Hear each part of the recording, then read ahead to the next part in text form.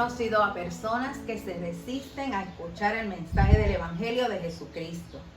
Evitan entrar a algún santuario o repelen cualquier tema de conversación que tenga que ver con la religión.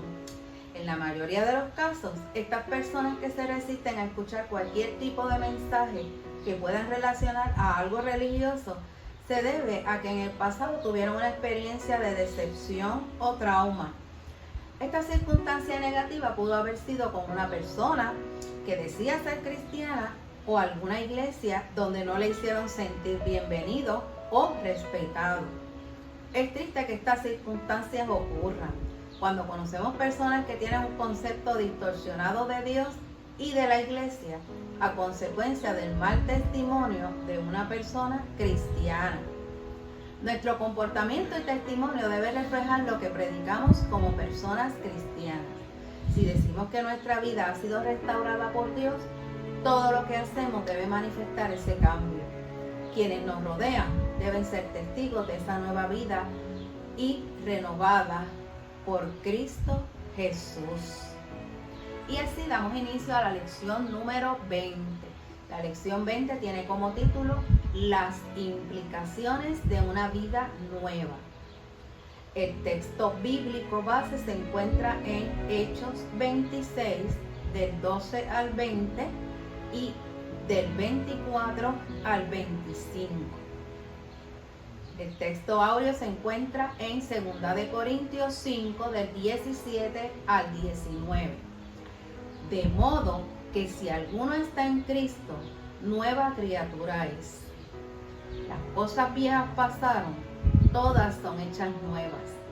Y todo esto proviene de Dios, quien nos reconcilió consigo mismo por Cristo y nos dio el ministerio de la reconciliación. Dios estaba en Cristo reconciliando consigo al mundo, no tomándoles en cuenta a los hombres sus pecados, y nos encargó a nosotros la palabra de la reconciliación. Esta lección número 20 tiene 3 objetivos que son los siguientes: ilustrar el impacto que puede tener el testimonio de una persona en la vida de quienes le rodean. El testimonio de Pablo y su conversión serán nuestro marco de referencia. Segundo objetivo, analizar las implicaciones de tener una vida nueva al permitir que Dios sea nuestro restaurador.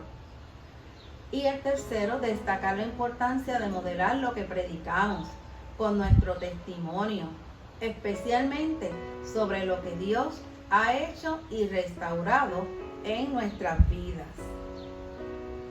Vocabulario tiene 2 frases. La primera dice: dura cosa te es dar coces contra el aguijón. Algunos exegetas bíblicos consideran esta expresión como una metáfora que, aunque no aparece en la literatura judía, sí era común en los escritos grecorromanos.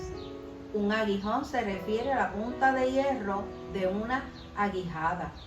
Esta es una vara larga que se utiliza para obligar a andar a los bueyes, mulas u otros animales que sirven en las labores del campo, mayormente aquellos que trabajan con el arado.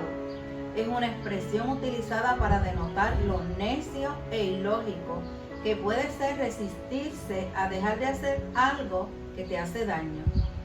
En este caso, ilustra que resistirse a la voluntad de Dios termina siendo un acto necio y sin sentido.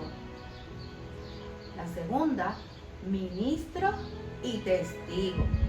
La palabra ministro en este versículo se refiere a mayordomo o a sirviente, encargado de administrar alguna tarea asignada y cumplir con la comisión de su maestro o señor. La palabra testigo proviene del griego mártir, que se refiere a quien da testimonio de las cosas que ha visto y oído. Después de su conversión, Pablo cumplió con la comisión que se le asignó, testificando ante los judíos, gentiles, griegos, romanos, reyes y diversos pueblos. Pasemos ahora a la Biblia en Hechos capítulo 26, comenzando en el verso 12. Dice así la palabra del Señor, en el nombre del Padre, del Hijo y del Espíritu Santo. Amén. Con este propósito me dirigía a la ciudad de Damasco, autorizado y comisionado por los jefes de los sacerdotes. Pero en el camino, oh rey, vi a mediodía una luz del cielo, más fuerte que la luz del sol, que brilló alrededor de mí y de los que iban conmigo. Todos caímos al suelo y oí una voz que me decía en hebreo: Saulo, Saulo, ¿por qué me persigues? Te estás haciendo daño a ti mismo, como si dieras cosas contra el aguijón. Entonces dije: ¿quién eres, Señor? El Señor me contestó: yo soy Jesús, el mismo a quien estás persiguiendo. Pero levántate, ponte de pie, porque me he aparecido a ti para designarte como mi servidor y testigo de lo que ahora has visto y de lo que todavía has de ver de mí. Te voy a librar de los judíos y también de los no judíos, a los cuales ahora te envío. Te mando a ellos para que les abran los ojos y no caminen más en la oscuridad, sino en la luz, para que no sigan bajo el poder de Satanás, sino que sigan a Dios, y para que crean en mí y reciban así el perdón de los pecados y una herencia en el pueblo santo de Dios. Así que, oh Rey Agripa, no desobedecí a la visión del cielo.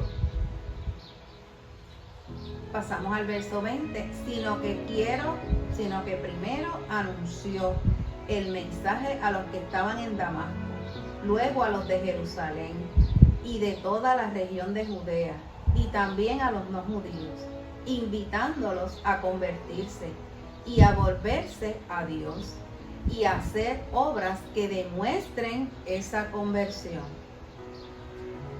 Al decir estas cosas, Pablo, en su defensa, Festo gritó: estás loco, Pablo, de tanto estudiar te has vuelto loco. Pero Pablo contestó: no estoy loco, excelentísimo Festo.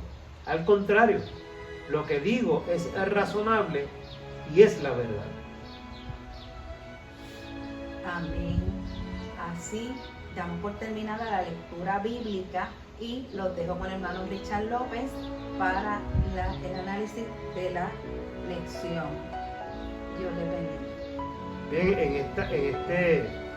en este día tenemos la discusión de una lección muy interesante que podría tomarnos muchísimo más tiempo del espacio que tenemos, pero vamos a ir sobre lo que es principalmente los objetivos de la lección, que se centran en el cambio, principalmente en el cambio que manifestó el apóstol Pablo en su vida. Y es que, hermanos, amigos, todos los que están al alcance de estos medios pueden vernos y escucharnos. Siempre hay un antes y un después.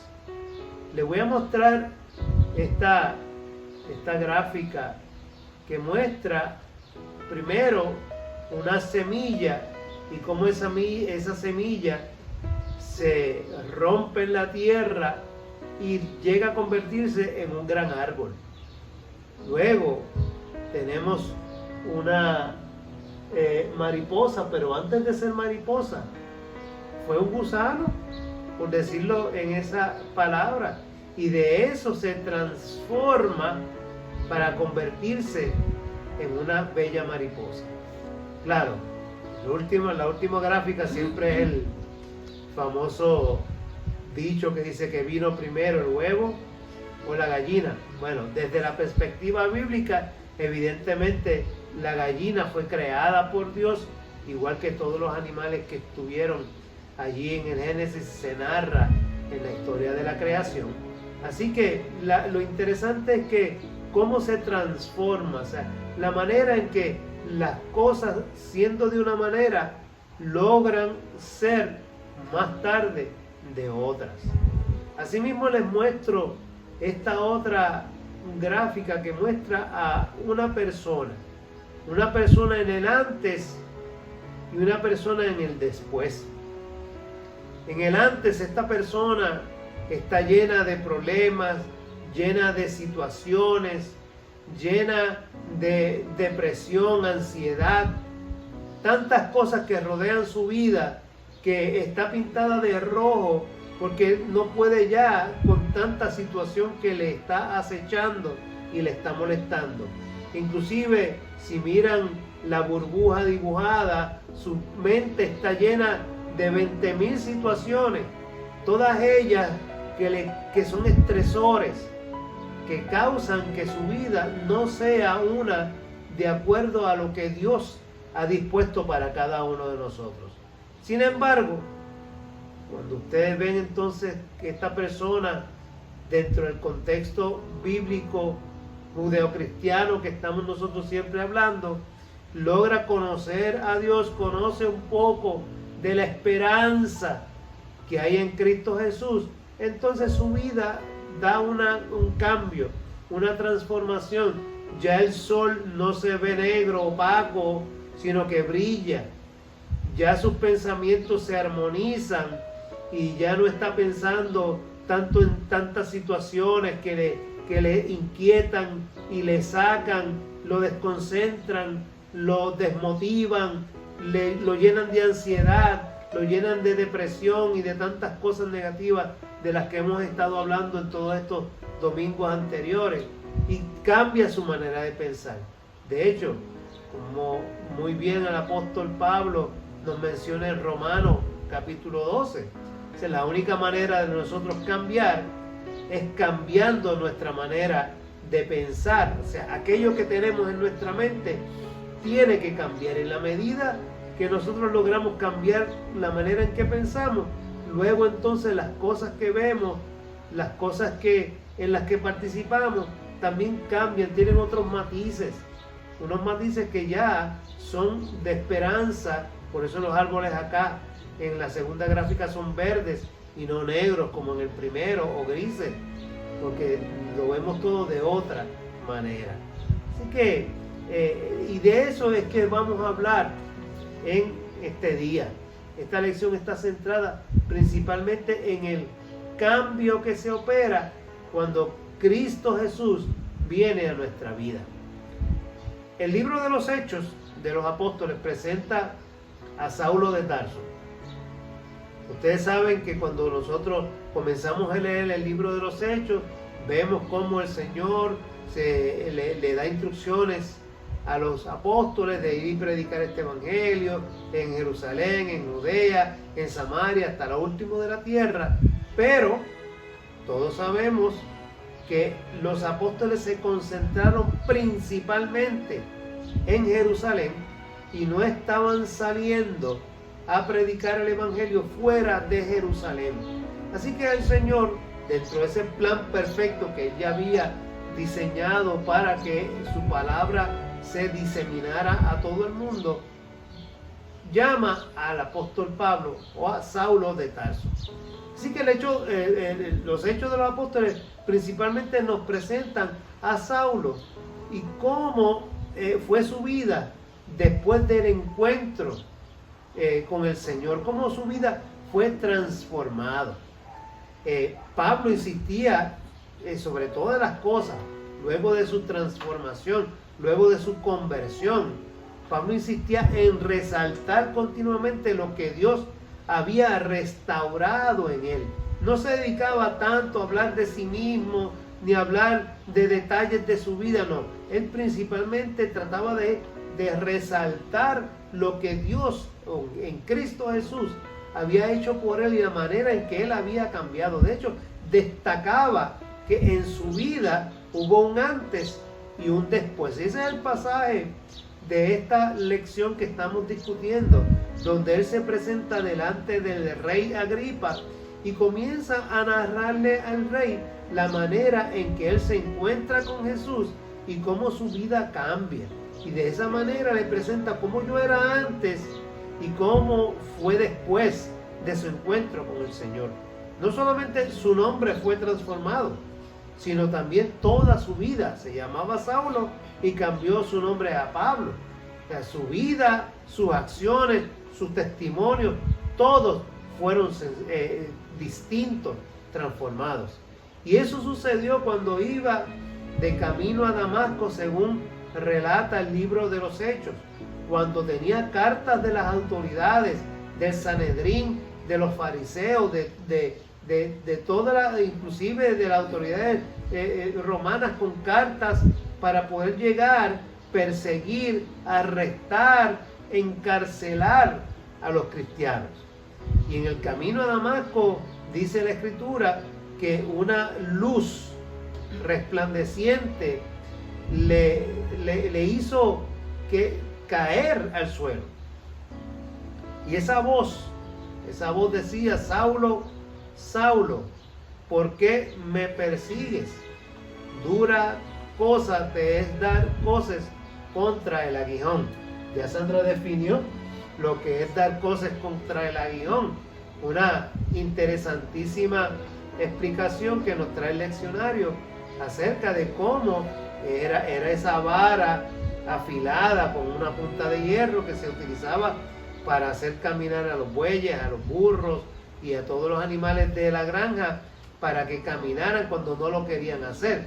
Así que, y cómo eso significa que es necio tratar de ir en contra de la voluntad de Dios, ir en contra de lo que Dios quiere para nuestra vida. Así que Pablo se encuentra con esa voz que le habla y que los demás oyen. O sea, hay un testimonio no solamente de que Pablo escuchó la voz, sino que los demás, o sea, no fue una alucinación ni que Pablo sufría de esquizofrenia. Los demás también escucharon la voz que le decía las palabras que están plasmadas en la Escritura. Finalmente Pablo le dice: bueno, Saulo, en este momento le dice: Señor, ¿quién tú eres? Dice: yo soy Jesús a quien tú persigues. O sea que de esta manera vemos cómo ese encuentro de Pablo con Jesús en el camino hacia Damasco es el principio de la transformación de su vida, porque no fue una transformación automática.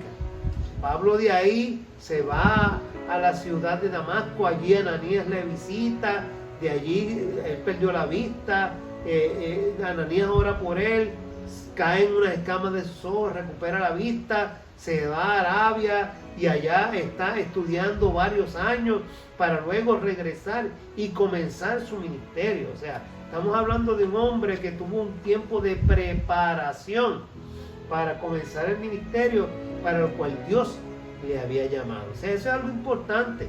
Importante también para nosotros entender que los ministerios son un llamado de Dios a nuestra vida. Dios nos llama, Dios nos asigna la tarea, y esa asignación tiene que seguir a una preparación. O sea, nosotros tenemos que ser responsables con el llamado que Dios nos ha hecho y prepararnos. O sea, prepararnos adecuadamente en el área a donde vamos a servir, de manera que podamos hacerlo de la mejor manera posible, siempre contando con el Espíritu del Señor y la dirección y la voluntad de Dios cumpliéndose en nuestra vida. Y eso fue lo que pasó con Saulo de Tarso, que cambia su nombre a Pablo. Y es interesante mirar estos momentos. En Hechos, en el libro de los Hechos, en el capítulo 13, el verso 9, es el que aparece el cambio de nombre de Saulo a Pablo. O sea, de Saulos a Paulos, hablando, ¿verdad?, en el griego o en el latín que se hablaba en ese tiempo. Y se emplea la fórmula quid et. Quid et en griego, Saulos dejó caer Paulos. O sea, significa entonces Saulo, que es también Pablo. O sea, en ese momento es que se habla del cambio de nombre. Y el griego hokai, que es el término que se utiliza, es la traducción exacta de la palabra del latín quiet. Entonces, quiet, que es la palabra que se está utilizando o cae en el griego. Saulo cambia su nombre de Saulo a Pablo, implicando lo que es cambiar su estado. O sea, de libre a siervo o esclavo. Porque la palabra significa siervo o esclavo.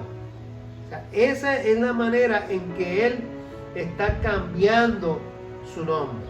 O sea, él cambia su nombre para inclusive demostrar que su cambio es tan radical que de un hombre libre lleno de autoridad, lleno de tanto conocimiento, un fariseo, como él mismo se describía a sí mismo, cambia para convertirse en un esclavo ¿de quién? Esclavo de Dios, esclavo del Mesías, esclavo de Cristo, que lo estaba llamando para su servicio. Así que luego de su llamada por Dios, luego que Dios le llama y se encuentra con él en el camino de Damasco, como hemos dicho, adquiere una nueva misión, una misión que se describe también en el libro de los Hechos. Pablo siente que se ha transformado radicalmente, a tal punto que ha pasado de ser un hombre libre a un esclavo del Mesías, para predicar que también es posible la salvación de los gentiles. Esa es la misión a la que Dios lo está llamando. O sea, yo te voy a enviar a ti a predicar a los gentiles. Y es interesantísimo ese llamado, porque Pablo era fariseo, y los fariseos eran unos de los que se alejaban de los gentiles y no querían saber de ellos. Todo lo contrario, mientras más lejos de ellos mejor. Y aquí Dios le llama, le transforma de lo que era, de un celoso de la ley, como él mismo describe en Filipenses. Mira, yo vengo de la tribu de Benjamín, hebreo de hebreo, fariseo en cuanto a la ley. Mira, fariseo, celoso hasta lo último, perseguidor de la iglesia. Y de allí Dios me llama para predicarle a los que él antes repudiaba, a los gentiles. Y esa es la tarea principal a la que Dios le está llamando y a la que Dios le envía. Y Pablo, sabemos que se dedicó a predicar el evangelio de Jesucristo. Realizó varios viajes misioneros, identificó personas que podían ser líderes y dio seguimiento a las obras que él comenzaba. Se mantuvo en contacto con las iglesias, con los líderes. Aún estando preso, nosotros leemos en las cartas que escribe, pues dice, yo Pablo preso en el Señor, y escribía a la iglesia, escribía a los líderes, a cada uno de los que el Señor había puesto en su camino y que él había desarrollado, había adiestrado, había educado para que siguieran la tarea que él había comenzado. Así que Pablo fue ese líder que no trabajó para sí, sino que verdaderamente trabajó para levantar y llevar el evangelio de Cristo hacia el lugar a donde Dios le había designado y Dios le había enviado. Pablo fue arrestado y en varias ocasiones se expresó para defender el mensaje que proclamaba. O sea, se le brindó la oportunidad de defenderse. Y aquí, en este capítulo que estamos viendo del libro de los Hechos, está defendiéndose delante del rey Agripa. El rey Agripa era conocedor, como él mismo dice. Yo sé que tú conoces nuestras tradiciones. O sea, él era un conocedor. Posiblemente era este Agripa uno de los Herodes que menciona la escritura. O sea, que estamos hablando que tenía un vínculo con el pueblo hebreo y conocía sus costumbres, conocía de la ley y conocía de todo lo que es la religión judía. En ese sentido, Pablo está delante de él y dice, yo sé que tú conoces, yo sé que tú sabes de lo que yo estoy hablando. Así que el perseguidor Ese perseguidor anteriormente, Saulo el perseguidor, Saulo el que quería acabar con la secta llamada cristiana, ahora se convierte en un perseguido y había sido detenido, y lo detuvo sobre todo el poder, ¿verdad? Lo detiene el poder político en ese momento para tratar de callarlo a él. Así que este perseguidor que había sido detenido, que lo detuvo el Señor en el camino, lo conocía muy bien. Saulo, aunque él persiguió a la iglesia y quería acabar con la iglesia cristiana naciente, se encontró con uno que lo conocía mucho más a él. Por eso le dice, dura cosa te es dar coces contra el aguijón. Saulo estaba siendo comisionado directamente por Jesús. Y ese es el punto central que él quería resaltar en la defensa ante el rey Agripa. Cuando él está delante del rey Agripa, él no está tratando de decir, mira, si ustedes se fijan, el testimonio de Pablo delante del rey Agripa deja a un lado algunos detalles como que, mira, yo quedé ciego, me tuvieron que llevar por la mano, estuve allí en esta casa, luego el Señor envió un ángel a donde Ananías, y Ananías fue con miedo, pero fue donde mí y me dijo, pues todos esos detalles Pablo no se los dice al rey Agripa, porque no quería Pablo resaltar ningún aspecto de su vida por encima de lo que Dios había hecho por él. Así que ese es el punto central de su defensa ante el rey Agripa. Esa es la comisión que recibió, es lo que implica su comportamiento y el mensaje de su predicación. Yo era de esta manera y ahora soy de esta otra. Antes yo era un perseguidor de la iglesia y ahora sufro persecución por causa de Cristo. Así que Pablo decidió obedecer la instrucción que el Señor estaba depositando en sus manos. Su restauración, su cambio de vida se manifestaba en su fidelidad a Dios y en permitir que éste renovara y moldeara su vida, que cambiara su rumbo, cambiara su entendimiento, cambiara su discurso y todo su ser. La nueva vida de Pablo incluía enfrentarse constantemente a personas que se resistían a aceptar el mensaje del evangelio que proclamaba y lo perseguían, lo encarcelaban, lo azotaron, lo dieron por muerto en una ocasión. Pero él siguió adelante porque estaba convencido de su llamado y se fue hasta el final de su vida, predicando el evangelio del Cristo que lo había llamado. Aquí Festo, en este pasaje, le dice: tú te volviste loco, Pablo, te volviste loco, tanto estudiar te ha vuelto loco. Fíjense, esa frase para mí es bien importante. El que le dice: tanto estudiar te ha vuelto loco. O sea, reconocían en Pablo una persona intelectual. O sea, reconocían en Pablo que su oratoria, su conocimiento de no solamente de la escritura, sino también de las leyes y la política griega o grecorromana, le hacía una persona excepcional. Y las autoridades lo reconocían al punto de que Festo le dijo: la verdad que este hombre, de tanto estudiar, se ha vuelto loco.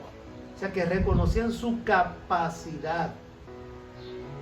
Tanto así que el rey Agripa en este pasaje le dijo: por poco me convences a ser cristiano.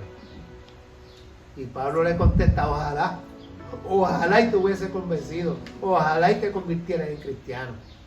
O sea, estamos hablando de que el poder de su palabra, el poder que el Señor le había dado a través del conocimiento adquirido, fue uno que llegaba a los corazones aún de sus propios enemigos. Y hay quien puede decir muchas cosas, pero la realidad es que cuando nos preparamos para el servicio, realmente el trabajo es distinto, y eso lo vemos en el apóstol Pablo. En nuestra vida, en estos tiempos modernos que vivimos, hay quienes antes de comprar un artículo o ir a un lugar, buscan primeramente los comentarios. Yo mismo he sido uno que me meto a internet y mis hijos me han enseñado, búscate lo que dice la gente de ese artículo o lo que dice la gente de ese hotel. Sandra siempre está diciéndome, verifícate si es un sitio limpio, mira, a ver lo que dice la gente. Y uno se dedica a leer y a buscar los comentarios críticos que otras personas publican en las redes sociales. Conocemos personas, de hecho, que tienen una ansiedad, si lo podemos decir de esa manera, por conocer antes de llegar a un lugar. Y también conocemos personas que tienen, debido a esta manera de pensar, un concepto distorsionado de Dios y de la iglesia. ¿Por qué? Porque a lo mejor alguien le dijo, porque a lo mejor leyeron en algún sitio, porque a lo mejor alguien comentó en una de estas redes sociales algo, y usted sin saberlo simplemente emite también un juicio basado en lo que otro ha dicho. O sea, usted transfiere esos actos de decepción, esas heridas recibidas por otra persona, y usted las transfiere y las recibe y las hace suyas. Y entonces la iglesia paga a Dios sin saber realmente si las cosas son como esa otra persona ha dicho, porque le dan más peso a la opinión de otras personas y se resisten a darse la oportunidad de conocer de primera mano. Miren, hay mucha gente que no quiere saber de Dios. Hay mucha gente que no quiere entender a Dios. No quiere escuchar del Señor. ¿Por qué? Porque en el pasado tuvieron una experiencia con una persona o con un líder que simplemente les dio el pie forzado, como decimos nosotros, para decir, pues por eso es que yo no voy a la iglesia, por eso es que no voy, porque miren lo que hay, mira cómo se comportan, y eso que son, dicen que son de la iglesia, mira que son cristianos, pero ¿para qué? Si mira cómo se comportan. O sea, o alguien en la familia o algún amigo, algún conocido, dijo, no, yo dejé de ir a la iglesia porque me pasó esto, otro, porque no me gustó aquello. Y basado en eso, pues, se resisten, pero no le dan la oportunidad de conocer verdaderamente a Dios. No se dan la oportunidad de conocerle personalmente. Miren, si los que conocían a Pablo, al Saulo de Tarso, si hubiesen dejado llevar, aquellos que aceptaron el Evangelio por la predicación de Pablo, se hubiesen dejado llevar por lo que se decía de la vida de Saulo de Tarso, miren, jamás se hubiesen convertido al Evangelio, porque él mismo lo decía. Él mismo en su testimonio decía, yo era malo, miren todo lo que yo hice, perseguí la iglesia, quería acabar con la iglesia del Señor, pero hoy sufro por ella. Así que aquellos que se dejan llevar por opiniones, posiblemente no pueden encontrar el gozo, la felicidad que encontramos en Cristo a través del Evangelio, a través de la palabra del Señor. Así que la imagen que tenemos sobre Dios puede ser restaurada. Nosotros podemos cambiar esa imagen que nosotros tenemos de Dios si nosotros nos acercamos abiertamente para conocer la realidad, para conocer a Dios de verdad y no por lo que otras personas piensan, por lo que otras personas opinan, por lo que otras personas reflejan.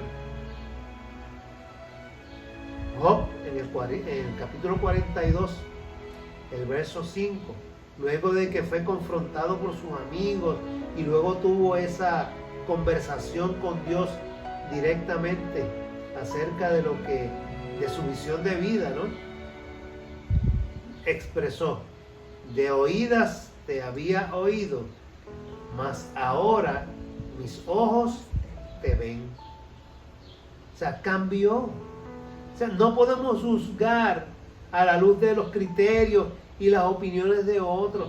Nosotros podemos leer, nosotros podemos instruirnos, pero la opinión final sobre algo la tiene que dar usted, emitir usted. Usted tiene que convencerse por sí mismo de la realidad de Dios y del bien del Evangelio, de lo que nos hace en nuestras vidas. No porque alguien lo diga, no porque alguien lo quiera convencer basado en la experiencia de ese otro. Es usted quien tiene que tener esa experiencia. Como Pablo, nosotros tenemos que experimentar en carne propia y de primera mano ese encuentro con aquel a quien Pablo perseguía. Y esa es la única manera en que nosotros podemos lograr ser personas productivas dentro de nuestra sociedad. Muchas personas escucharon el mensaje predicado por Pablo y muchos se convirtieron al Evangelio de Jesucristo. Sus cartas, su testimonio ha trascendido hasta nuestros días. Y siempre Pablo resaltó el poder de Cristo.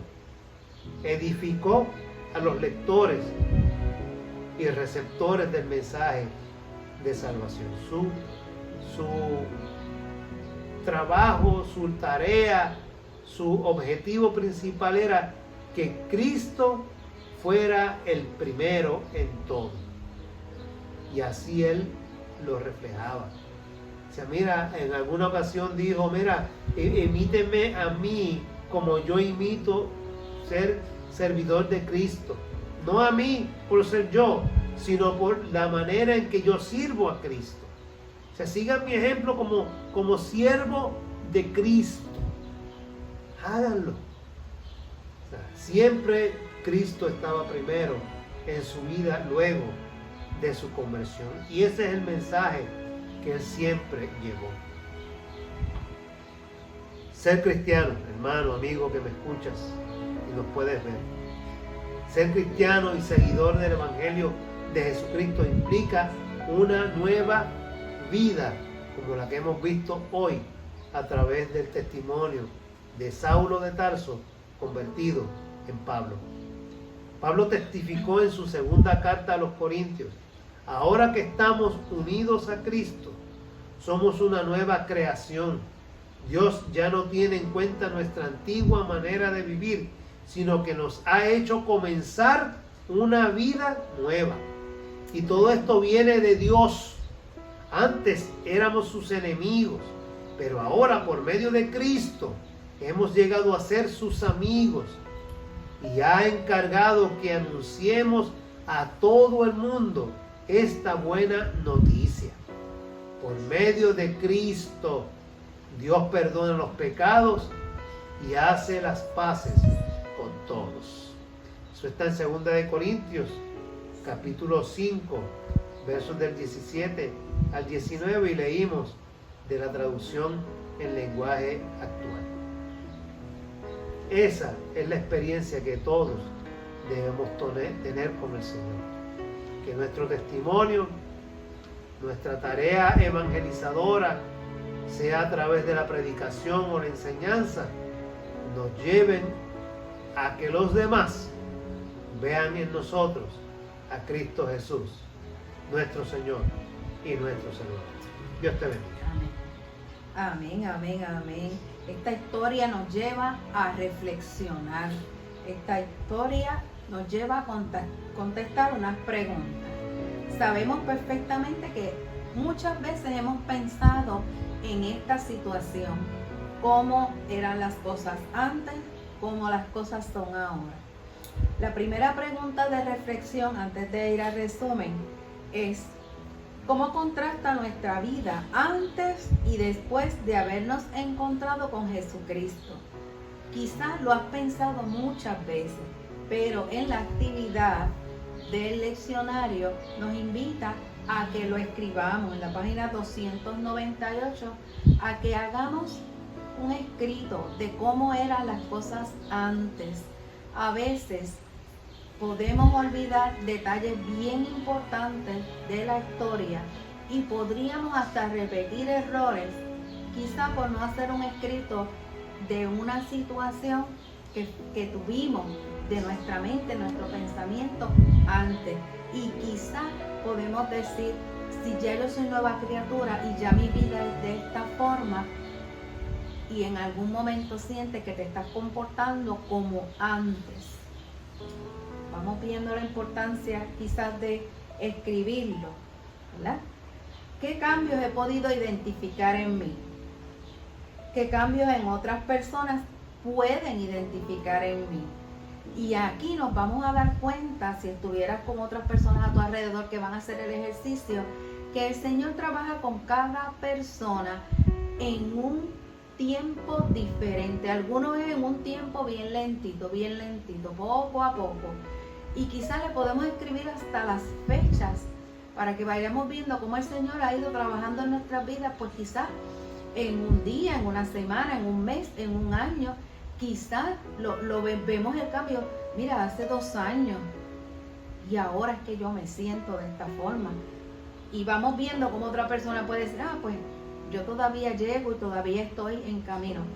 Todos sabemos que vamos camino a la santidad y la perfección que Dios quiere de nosotros, ¿verdad?